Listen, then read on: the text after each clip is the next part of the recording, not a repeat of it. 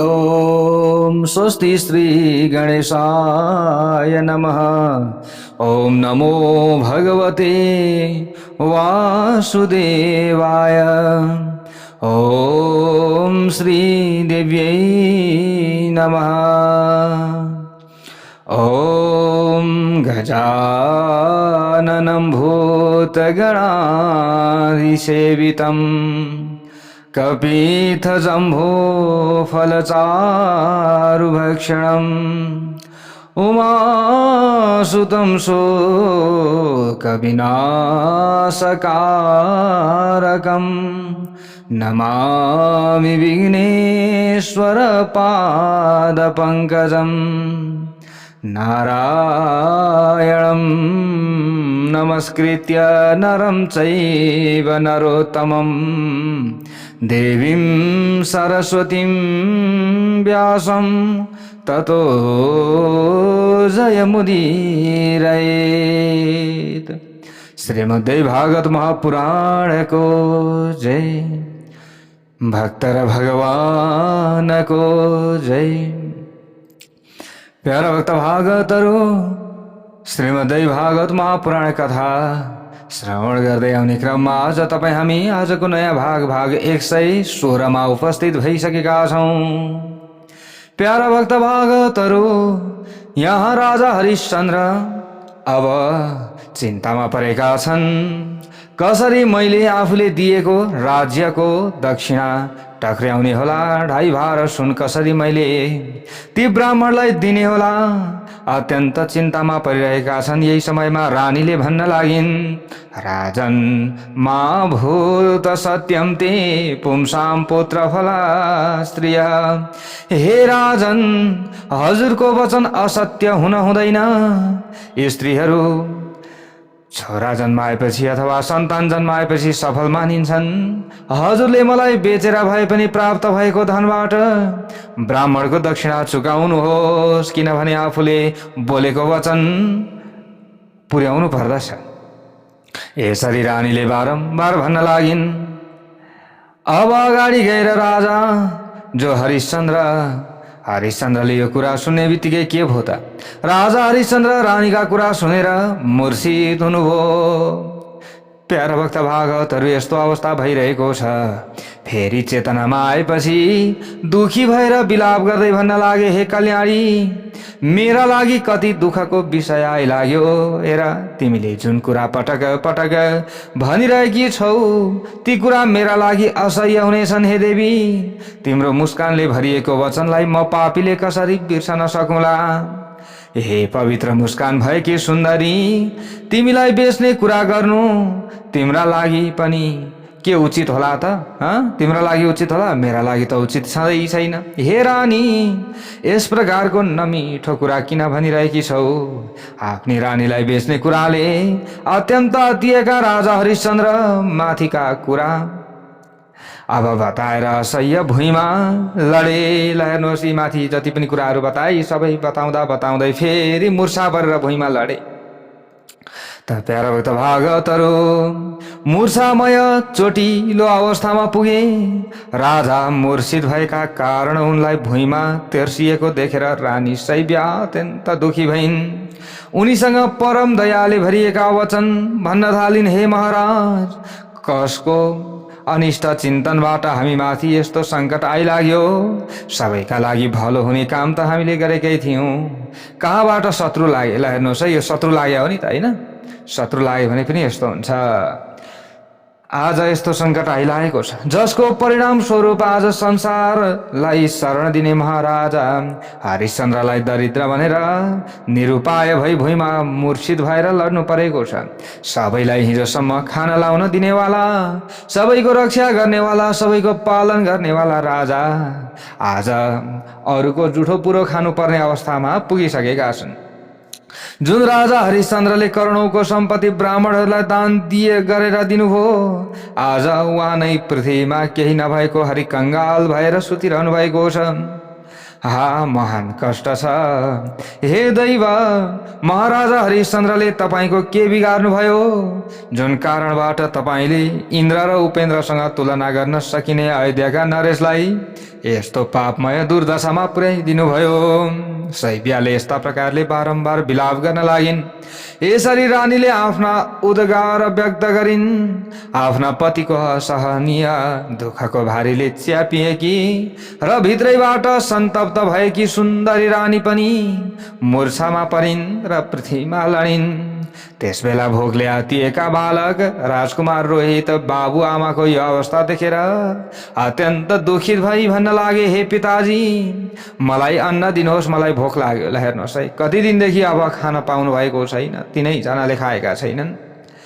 अब बिचरा बालक मलाई भोक लाग्यो, लौ न खान दिनुहोस् भन्न थाले। अब बच्चाले, हे आमा, मलाई भोजन दिनुहोस्, मलाई अहिले निकै भोक लागेको छ, अब के खाउँ? मेरो जिब्रोको टुप्पो तीव्र गतिमा अब सुक्दै गएको छ, पानी पनि खाएको छैन हे आमा, लौ न के खाउँ भनेर अब रोहितले पनि खानेकुरा माग्न लागे।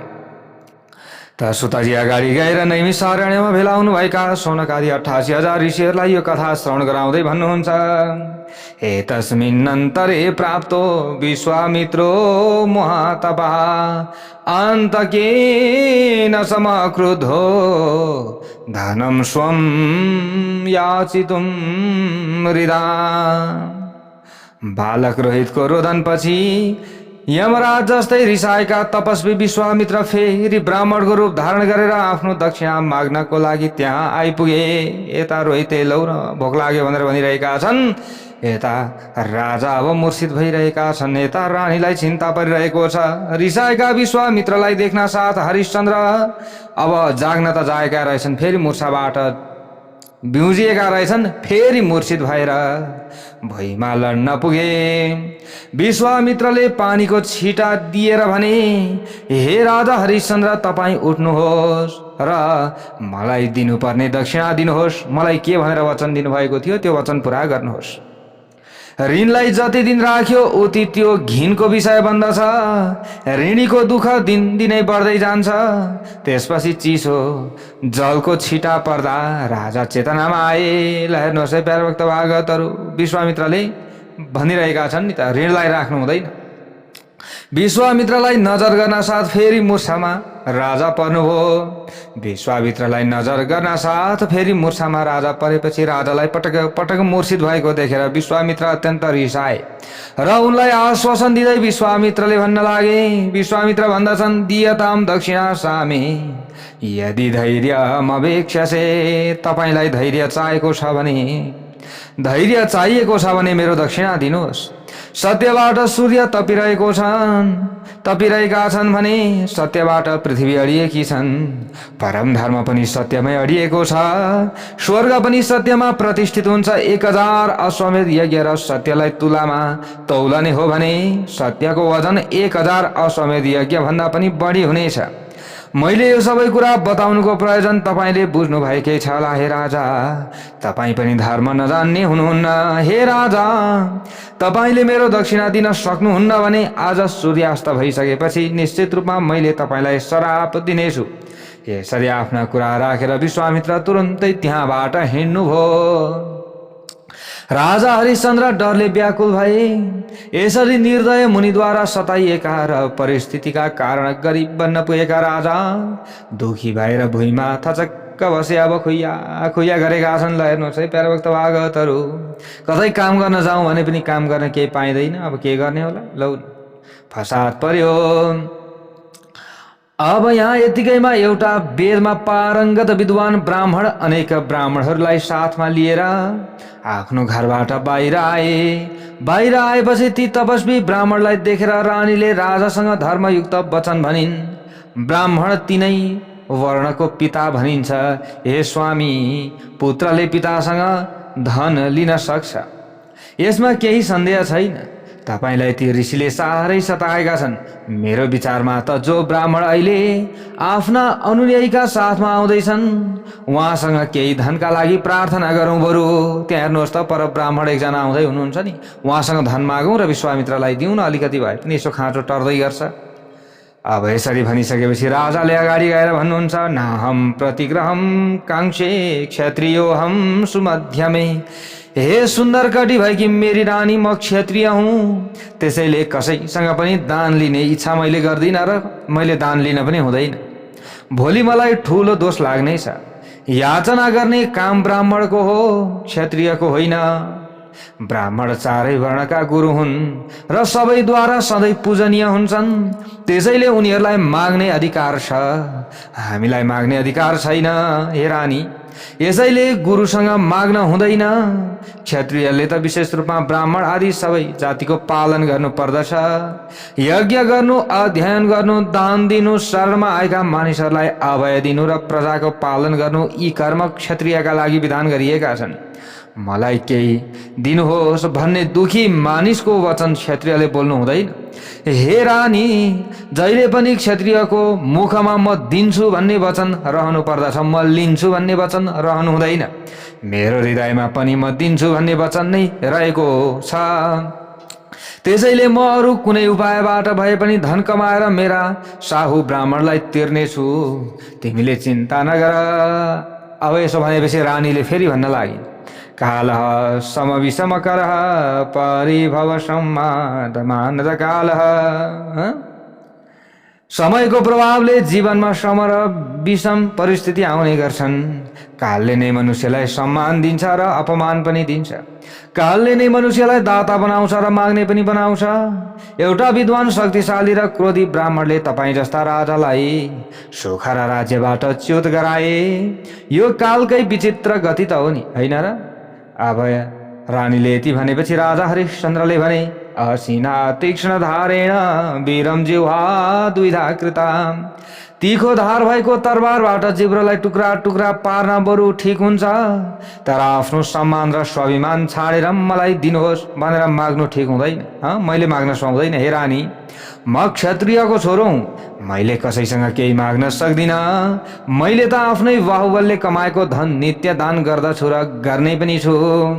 यस्ता प्रकारले भनेपछि रानीले फेरि भनिन्, यदि ते हि महाराज याचितुम न क्षमम मनः। हे महाराज, यदि हजुरको मनले कसैसँग पनि माग्न सक्दैन भने इन्द्र सहित सबै देवताले न्यायपूर्वक मलाई हजुरका हातमा सुम्पेका हुन् र हजुरले पनि मेरा पति बनेर म आज्ञाकारिणी रानीको रक्षा गर्दै आउनु भएको छ। त्यसैले हे तपस्वी महाराज, मलाई बेचेर जति मूल्य पर्छ त्यो मूल्य ब्राह्मणलाई दक्षिणाको रूपमा टक्राउनुहोस् बरु। अब तपाईँ माग्न पनि सक्नुहुन्न, काम पनि केही पाइँदैन भने अब कहाँबाट ल्याउने, के गर्ने? बरु मलाई बेच्नुहोस् अनि त्यहाँबाट जति धन आउँछ त्यो दिनुहोस्। रानीका यस्ता कुरा सुनेर राजा हरिश्चन्द्रले ठुलो विपत्ति आइलाग्यो। हरिश्चन्द्रलाई ठुलो विपत्ति आइलाग्यो भन्दै अब दुःखपूर्वक विलाप गर्न लागे। हरिश्चन्द्रले विलाप गर्न लागे। राजाको विलाप सुनेर धर्मपत्नी रानीले भनिन्, हजुरले चिन्ता नगर्नुहोस्, मैले भनेको कुरा मान्नुहोस्। समयमा पैसा तिरिएन भने ब्राह्मणको श्राप पर्नेछ।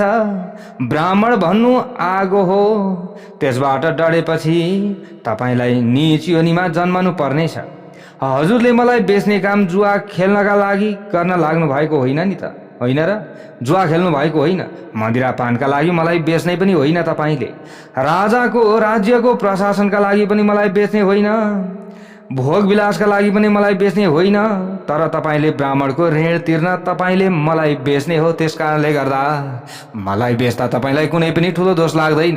त्यसकारण मेरो मूल्य जति हुन्छ त्यसबाट गुरुको दक्षिणा चुकाइदिनुहोस् र आफ्नो सत्यव्रतलाई सार्थक तुल्याउनुहोस्। सत्य व्रत तत्त्वम सफलम कुरुस्व। यसरी शैव्यले बारम्बार हरिश्चन्द्रसँग बिन्ती गरिराख्नु भएको छ। सतया नोद्यमानस्तु राजा पत्न्या पुनः पुनः प्राह भद्रे करोम्येष विक्रयम ते सुनिर घृणा। हे महाराज जन्मेजय, आफ्नी रानीद्वारा बारम्बार प्रेरणा प्रदान गरिएपछि राजा हरिश्चन्द्रले भने, हे कल्याणी, मैले निष्ठुर मुटु गराएर तिम्रो बिक्री गर्ने कुरा स्वीकार गरेँ। तिम्रो बाणी यति निष्ठुर कुरा भन्न तयार छ भने म जुन कामलाई संसारका महान क्रूर अधर्मी मानिसले पनि गर्दैनन् त्यो काम गर्न आज म विवश भएँ आज। यसरी रानीलाई बताएर उत्तम राजा हरिश्चन्द्र छिटो छिटो गरी काशीको बजारमा गए। त्यहाँ नाटक आदि देखाउने ठाउँमा आफ्नी रानीलाई प्रस्तुत गरेर आँखाबाट आँसु बगाउँदै भन्न लागे, हे नगरवासी नर नारीहरू, तपाईहरूले मेरो कुरा सुन्नुहोस्। तपाईहरूमध्ये कसैलाई मेरी प्राण प्रिया रानीबाट दासीको काम गराउने इच्छा छ भने भन्नुहोस्, म मेरी रानी बेच्दैछु। मैले चाहेको धन दिएर यिनलाई जसले पनि खरिद गर्न सक्छ र घरको काममा लगाउन सक्दछ। राजाको यो घोषणा सुनेर त्यहाँ उपस्थित भएका अनेक विद्वान पुरुषहरूले सोधे, हे महाशय, आफ्नी श्रीमतीको बिक्री गर्न यहाँ आएका तपाईँ को हुनुहुन्छ? के गर्दै हुनुहुन्छ तपाईँले? हो त हरिश्चन्द्रले अगाडि गएर भने, तपाईँहरूले मसँग तपाईँ को हो भनेर किन सोध्नुहुन्छ? म मानिस होइन, म भयङ्कर क्रूर प्राणी हुँ। अझै अर्को शब्दमा भन्ने हो भने म डरलाग्दो राक्षस हुँ। त्यसैले त यस्तो जघन्य अपराध गरिरहेको छु। को हो भनेर नसोध्नुहोस्। राजाका ती शब्द सुनेर विश्वामित्र एउटा बुढो ब्राह्मणको रूप लिएर झट्ट त्यहाँ आइपुगे। हेर्नुहोस् है, सबै यो रचना विश्वामित्रले गरिराख्नु भएको छ। एउटा बुढो ब्राह्मणको रूपलाई लिएर त्यहाँ आउनुभयो। अब कसैले किन्नेवाला छैन, किन्नु त पर्यो फेरि आफैले, होइन? यी राजा हरिश्चन्द्र कतिको सत्यवादी छन् भनेर यो सत्यको यहाँ प्रतीक्षा, यहाँनिर चाहिँ के हुँदैछ, परीक्षा हुँदैछ। ल हेर्नुहोस् है प्यारा भक्त भागवतहरू, हामीलाई पनि दुःख आइलाग्यो भनेर हामीले हार खानु हुँदैन, हाम्रो पनि परीक्षा भइरहेको छ। त्यो कुरा बुझ्नु पर्दछ। त आज यहाँ हरिश्चन्द्रलाई कति दुःख परेको छ ल आफै विचार गर्नुहोस् त। उस्तै मान्छे भए बाँच्दैन थियो, मरिसक्थ्यो यतिखेर, तर हरिश्चन्द्र मर्नु भएको छैन। ल हेर्नुहोस् है, राजा हरिश्चन्द्रका सामु अचानक आइपुगे वृद्ध ब्राह्मण बनेर विश्वामित्र अनि भने, म धन दिएर यो दासीलाई खरिद गर्न तत्पर छु। तपाईले मूल्य लिएर मलाई दिनुहोस्। मसँग पर्याप्त धन छ। मेरी पत्नी अत्यन्त सुकुमारी छन्, उनले घरका काम गर्न सक्दिनन्। त्यसैले तपाईले आफ्नी पत्नी मलाई बेच्नुहोस्। मैले तपाईकी पत्नीलाई दासी बनाएर स्वीकार त गर्नेछु, तर मलाई बताउनुहोस् कि यिनलाई खरिद गर्दा मैले कति धन तिर्नु पर्नेछ। ब्राह्मणले यसरी भनेपछि राजा हरिश्चन्द्रले छाती जो हरिश्चन्द्र थिए, हरिश्चन्द्रको छाती दुःखले चिरियो। ब्राह्मणले यो बोलेको वचन सुनेर केही बोल्न सकेनन्। त्यो समयमा ब्राह्मणले भने, त्यो समयमा तपाईकी पत्नीको कर्म, आयु, रूप र स्वभाव अनुसार म धन दिँदैछु। त्यसलाई स्वीकार गर्नुहोस् र आफ्नी पत्नी मलाई सुम्पिदिनुहोस्। धर्मशास्त्रमा स्त्री र पुरुषको मूल्य बताइएको छ, जुन यस प्रकार छ। यदि कुनै नारी 32 लक्षणले सम्पन्न, दक्ष चरित्रवती र उत्तम गुणले सुसम्पन्न हुन्छन् भने उनको मूल्य 1 करोड स्वर्ण मुद्रा हो। यस्तै गुण भएका पुरुषको मूल्य भने 10 करोड स्वर्ण मुद्रा बताइएको छ। ब्राह्मणका कुरा सुनेर राजा हरिश्चन्द्र दुःखले छटपटाउनु भयो। त्यो समयमा केही बोल्न सक्नु भएन। त्यस पछाडि ब्राह्मणले राजाकै सामु रुखका बोक्रा माथि धन राखेर रानीका कपालका रौँ समाती उनलाई घसेट्न नलागे। हेर्नुहोस्, ल हिँड दासी, तँलाई मैले किने भनेर। अब हेर्नुहोस् है, एउटा क्रूर बनेर, ल हेर्नुहोस् है, क्रूर राक्षस एउटा ब्राह्मणकै स्वरूपलाई चाहिँ धारण गरेका छन्। भेष चाहिँ ब्राह्मणकै बनाएका छन्, तर क्रूर छन्। त टाउकाको कपाल समातेर आफूले धन राखिदिए राजाको अगाडि र रानीलाई घिसार्न लागे। मुञ्चार्यमां सद्यो यावत पश्याम्यहं सुतम। रानीले भन्न लागिन्, हे आर्य, जबसम्म मैले आफ्नो छोरालाई राम्ररी हेर्दिन तबसम्म मलाई छाडिदिनुहोस्। मलाई नतान्नुहोस्, नघेर्नुहोस्, मलाई नतान्नुहोस्। यहाँबाट तपाईँको घरमा गएपछि मैले मेरो छोराको दर्शन पाउने छैन। छोरा बेगर त म बाँच्न सक्दिनँ। त्यसो हुँदा एकछिन पर्खनुहोस्, म मेरा छोराको मुहार हेर्छु। यसरी ब्राह्मणसँग निवेदन गरिन्। अवश्य बिहाले तिनले आफ्नो छोरालाई सम्बोधन गर्दै भनिन्, हे बाबु रोहित, अब अर्काकी कमारी बनेकी आफ्नी मातालाई हेर त। आजदेखि म अरूको घरमा काम गर्न जाँदैछु, दासी हुँदैछु। मलाई किनेर यिनले लिएर जाँदैछन्। हे राजकुमार, तिमीले मलाई स्पर्श नगर, किनकि म अब तिमीले स्पर्श गर्ने लायक रहेकी छैन। यसरी छोरासँग कुरा गर्दा गर्दै ब्राह्मणले फेरि कपालका चाहिँ रौँ समातेर रानीलाई तान्न लागे। आमालाई त्यो अवस्थामा देखेर राजकुमार रोहितका आँखामा आँसु भरिए र त्यो बालक आमा आमा भन्दै आमाका पछि पछि दौडन लाग्यो। कौवाको प्वाख समान काला केस भएको त्यो राजकुमार आफ्नो हातले आफ्नी आमाका कपडा समात्दै भुइँमा लोटपोट गर्दै हिँड्न थाल्यो। त्यसबेला खरिद गर्ने ब्राह्मणले बालकलाई रिसाएर पिट्न थाले। तिनले पिट्दा पनि त्यो बालकले आमा आमा भन्न छोडेन र आमाको पछि लाग्न पनि छोडेन। त्यो समयमा रानीले भन्न लागिन्, प्रसादम कुरु मे नाथ कृणीष्वेवं हि बालकम। हे ब्राह्मण देवता, म माथि कृपा गर्नुहोस्, म माथि कृपा गर्नुहोस्, बरु यो बालकलाई पनि खरिद गर्नुहोस्। तपाईले मलाई खरिदेर घरमा पुर्याएपछि म यो बालकलाई सम्झेर अशान्त हुनेछु।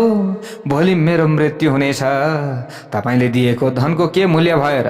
तपाईको काम राम्ररी गर्न पनि मैले सक्ने छैन। यसलाई पनि खरिद गर्नु भयो भने यो बालक मसँगै रहनेछ। मैले काम पनि राम्ररी गर्न सक्नेछु। हजुरको घरको काम पनि त गर्न पर्यो।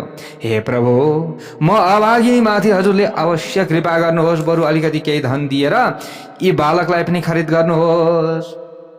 यसरी भनिसकेपछि तिनले भने, ब्राह्मणले भने, गृहताम वित्तमे तत्ते दियताम मम बालक। अब त्यो समयमा राजाको छेउमा ब्राह्मणले भने, हे राजा, ल ठिकै छ, यो धन पनि लिनुहोस् तपाईँले र छोरो पनि मलाई दिनुहोस्। धर्मशास्त्रका ज्ञाताहरूले स्त्री पुरुषको मूल्य छुट्टा छुट्टै निर्धारण गरेका छन्।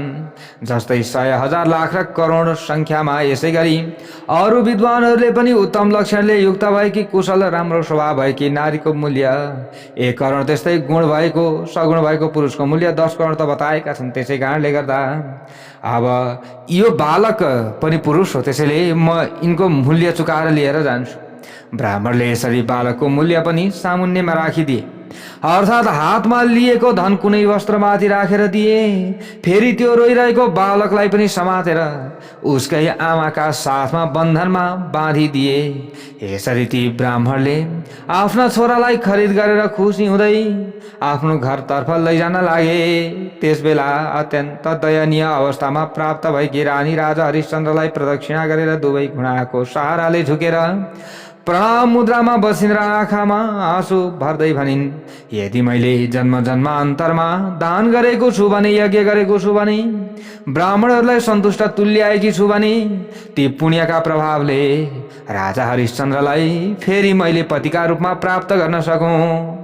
कुनै पनि ब्राह्मणलाई मैले असन्तुष्ट बनाएको छु भने, ब्राह्मणलाई रिसाउने बनाएको छु भने मैले प्राप्त गर्न नसकौँ। फेरि मेरा पतिलाई यदि मैले सबै ब्राह्मणहरूलाई खुसी बनाउन सकेको छु भने मैले फेरि मेरा पतिलाई पुनः प्राप्त गर्न सकौँ भनेर यसरी भगवानको स्मरण गरिन्। आफ्नी प्राणभन्दा पनि प्यारी रानीलाई पाउमा परेको देखेर हाय हाय भन्दै व्याकुल इन्द्रिय भएका राजा हरिश्चन्द्र विलाप गर्न लागे। सत्यशील र गुणले सम्पन्न मेरी धर्मपत्नी के कारणले होला आज मबाट बिछोडिएर अन्तै गइन्। वृक्षको छायाले कहिले पनि वृक्षलाई छाड्दैन, तर आज रानीले मलाई छाडिन्। यसरी परस्पर घनिष्ठता प्रकट गर्ने वचन पत्नीलाई सुनाएर राजाले छोरासँग भने, हे बाबु, मलाई छाडेर तिमी कहाँ जान्छौ बाबु, नजाऊ भन्दै अब छोरालाई फेरि राजाले समात्न लागे। ल हेर्नुहोस् है, अब म कुन दिशामा जाने हो, मेरो दुःख कसले हरण गर्ला। त्यसपछि खरिद गर्ने ब्राह्मणलाई लक्षित गर्दै राजाले भने, हे ब्राह्मण देवता, राज्यको परित्याग गर्दा र वनवास आउँदा मलाई त्यो दुःख लागेको त्यो दुःख लागेन, जुन दुःख पुत्रको वियोगबाट महसुस भएको छ आज मलाई, पत्नीको वियोगबाट आज मलाई त्यो दुःख महसुस भयो। त्यसपछि रानीलाई लक्षित गर्दै भने राजाले, यस लोकमा पत्नीहरू आफ्ना उत्तम पतिको सहयोगका लागि रचिएका हुन्छन्। हे कल्याणी, यस्तै सुन्दर स्वभाव भएकी पत्नीलाई आफ्नो स्वार्थका निमित्त मैले परित्याग गरेँ र तिमीलाई दुखी बनाएँ। इक्ष्वाकु वंशमा पैदा भएको, राज्यको सम्पूर्ण सुख सुविधाले सम्पन्न म जस्तो पति पाएर पनि आज तिमीलाई कमारी हुन पर्यो। हे देवी, शोकरूपी सागरमा डुबेको म जस्तो पतिको उद्धार पुराणका आख्यान सुनाएर कसले गर्नेछ? अब कथा पुराणहरू सुनाएर मेरो उद्धार गर्ने गर्थ्यौ। अब मलाई कसले खुसी दिन्छ होला, कसले उद्धार गर्छ होला? यसरी पत्नीलाई सम्झाइरहेका हरिश्चन्द्रकै सामुमा छडीले उनकी पत्नीलाई निष्ठुरतापूर्वक प्रहार गर्दै ती दुष्टजनले तिनलाई लैजाने प्रयासमा लागे। आफ्नी पत्नी र पुत्रलाई ब्राह्मणले यसरी निर्दयतापूर्वक लैजाँदै गर्दा राजा हरिश्चन्द्र दुःखले व्याकुल भएर बारम्बार तातो सास फेर्दै विलाप गर्न लागे।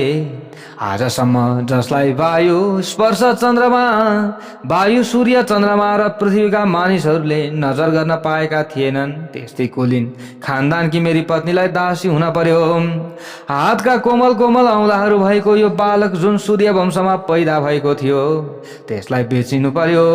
मेरो दुर्बुद्धिलाई धिक्कार छ। हे रानी, हे बाबु, हे रोहित, म अधम मानिसको नराम्रो नीतिका कारण नै तिमीहरू दुवैले दैवको अधीनमा हुन आएको यस्तो दुर्दशा भोगिरहेका छौ। तिमीहरूलाई यस्तो दयनीय अवस्थामा देखेर मेरो पनि काल किन आएन? बरु मेरो काल आएको भए त मैले यस्तो दशा देख्न पर्ने थिएन। मलाई धिक्कार छ भन्दै राजाले छाती पिटी पिटी रुन लागे। रानी र राजकुमारलाई लिएर ती ब्राह्मण अलगा अलगा वृक्ष भएको जमिन पार गर्दै गर्दै विलाप गरी ठुलो ठुलो हेरिरहेका राजाका सामुबाट छिटै ओझेल भए। प्यारे भक्त भागवतहरू, त्यसै बेला महान तपस्वी विश्वामित्र आफ्ना शिष्यका साथ हरिश्चन्द्रका सामु आइपुगे। फेरि त्यतिखेरै ती विश्वामित्र अत्यन्त निर्दय र क्रूर देखिएका थिए। विश्वामित्रले आएर भने, हे राजन, हे महाबाहु, तपाईले सत्यलाई स्वीकार गर्नुभएको छ, तपाईँ सत्यवादी हुनुहुन्छ भने राजसूय यज्ञको जुन दक्षिणा दिने वचन मलाई दिनुभएको थियो नि, जुन तपाईले राजसूय समानको यज्ञ गर्नुभएको छ, मलाई चाहिँ राज्यदान दिएर त्यो दक्षिणा अब मलाई दिनुहोस्। यसरी विश्वामित्रले आएर माग्न लागेपछि फेरि अब जो हरिश्चन्द्रले भन्नुहुन्छ, हे राजर्षि, म तपाईलाई प्रणाम गर्दछु। हे निष्पाप मुनि, राजसूयको अवसरमा मैले जुन दक्षिणा दिने प्रतिज्ञा गरेको थिएँ त्यो दक्षिणा अहिले ग्रहण गर्नुहोस्। ल, ग्रहण गर्नुहोस्। यति भनेपछि विश्वामित्रले भने, हे महाराज, दक्षिणाका लागि जुन धन तपाईले दिन लाग्नु भएको छ त्यो धन कहाँबाट प्राप्त भयो भनेर विश्वामित्रले सोध्नुभयो। अनि तपाईले कुन किसिमबाट धन कमाउनु भएको त्यसबारे मलाई प्रश्न बताउनुहोस्, किनभने धन पनि त सही शुद्ध ठाउँबाट ल्याएको हुनु पर्यो। त राजाले यसरी अब प्रश्नको उत्तर दिनुहुन्छ, हे महाभाग निष्पाप मुनिवर, अब ती कुरा बताएर के फाइदा छ, किनकि उत्तम व्रतलाई पालन गर्नुहुने हे ब्राह्मण देवता, मैले गरेको कर्म सुनेर तपाईलाई दुःख लाग्नेछ। त विश्वामित्रले भने, त्यो समयमा, हे राजा हरिश्चन्द्र, म दोषी धन कहिले पनि लिने गर्दिन। मलाई दिने हो भने पवित्र धन दिनुहोस् र जुन उपायबाट धन कमाउनु भएको हो त्यो यथार्थ रूपमा बताउनुहोस्। तपाईँले गरेको कर्म के छ, के गर्नुहुन्छ तपाईँ? त हरिश्चन्द्रले अगाडि गएर भन्नुभयो, मया देवी तुषा भार्या विकृता कोटि सम्मितै। हरिश्चन्द्रले भन्नुभयो, हे ब्राह्मण देवता, मैले आफ्नी पतिव्रता पत्नीलाई 1 करोड स्वर्ण मुद्रामा र आफ्नो छोरालाई 10 करोड स्वर्ण मुद्रामा बेचिदिएँ। यसरी मसँग 11 करोड स्वर्ण मुद्रा जम्मा हुन आएको छ। ती स्वर्ण मुद्रा तपाईँले स्वीकार गर्नुहोस्।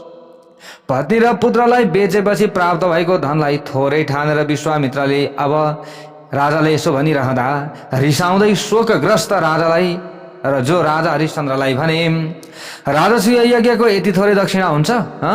के हो यो तपाईँले गरेको? यति थोरै दक्षिणा हुँदैन। के भन्नुभएको थियो? 2.5 भार सुन भन्नुभएको थियो। त्यसैले छिटै अरू धन कमाउनुहोस् जसबाट यो दक्षिणा पुरा हुन सकोस्। हे राजन, तपाईँ क्षत्रियको धर्म पालन गर्नबाट विमुख हुनुभएको छ है, यो कुरा बुझिराख्नुहोस्। यदि तपाईँले मेरो दक्षिणालाई यति थोरै स्वर्ण मुद्रा बराबर मान्नुहुन्छ भने तपाईँले मेरो तेज भर्खरै थाहा पाउनुहुनेछ। मैले श्राप दिनेछु। फेरि म अत्यन्त पवित्र मन भएको ब्राह्मण हुँ। कठोर तपस्या र विशुद्ध विद्याको प्रभावलाई तपाईँले भर्खरै देख्नुहुनेछ। यसरी विश्वामित्रले भनिदिए। हरिश्चन्द्रले अगाडि गएर भन्नुहुन्छ, हे भगवान, म योभन्दा अरू दक्षिणा पनि दिनेछु, तर केही समय हजुरले पर्खनु पर्नेछ। मैले भर्खरै पत्नी र पुत्रलाई बेचिदिएको छु, त्यहाँबाट यो धन प्राप्त भएको। त विश्वामित्रले अगाडि गएर भने, हे राजन, दिनको चौथो प्रहर हाम्रा सामु छ। अहिले यो प्रतीक्षाको अन्तिम समय हो। यसपछि फेरि तपाईँले पछि दिन्छु नभन्नुहोला, दिनेछु नभन्नुहोला, परिणाम राम्रो हुने छैन। यसरी भनिदिनु भयो विश्वामित्रले। तमेव मुक्त्वा राजानं निर्घृणं निष्ठुरं वचा। राजा हरिश्चन्द्रसँग यसरी निर्दय एवं निष्ठुर वचन उच्चारण गरी सम्पूर्ण धन लिएर विश्वामित्र त्यहाँबाट फर्किनुभयो। विश्वामित्र फर्किएर गएपछि राजालाई शोक पर्यो। ती बारम्बार लामो श्वास लिँदै भुइँमा मुख झुकाएर उच्च स्वरले भन्न लागे, म एउटा आफूलाई धनद्वारा बिक्री गर्न चाहने प्रेत हुँ। मबाट कसैको दुःख निवारण हुन सक्छ भने त्यो धनी मानिसले छिटो छिटो गरी सूर्यको चौथो प्रहर रहँदासम्म मसँग कुराकानी गरोस्। यसरी अब म पनि बेचिन चाहन्छु, यसरी भन्न लागे राजाले। यतिकैमा चाण्डालको रूप धारण गरेर भगवान धर्म त्यहाँ आइपुग्नु भयो। ल हेर्नुहोस् है, अब धर्मले रक्षा गर्न लाग्नु भयो नि। अन्तिममा दुःख पर्दा पर्दा पर्दा भइसकेपछि सुखको दिन आउँछ नि। ल हेर्नुहोस्, प्यारोक्त भागवतहरू स्वयं धर्म आउनुभयो र आइपुगेर उहाँको चाण्डाल शरीरबाट दुर्गन्ध आइरहेको थियो। चाण्डाल भनेर आउनु भएको छ धर्म।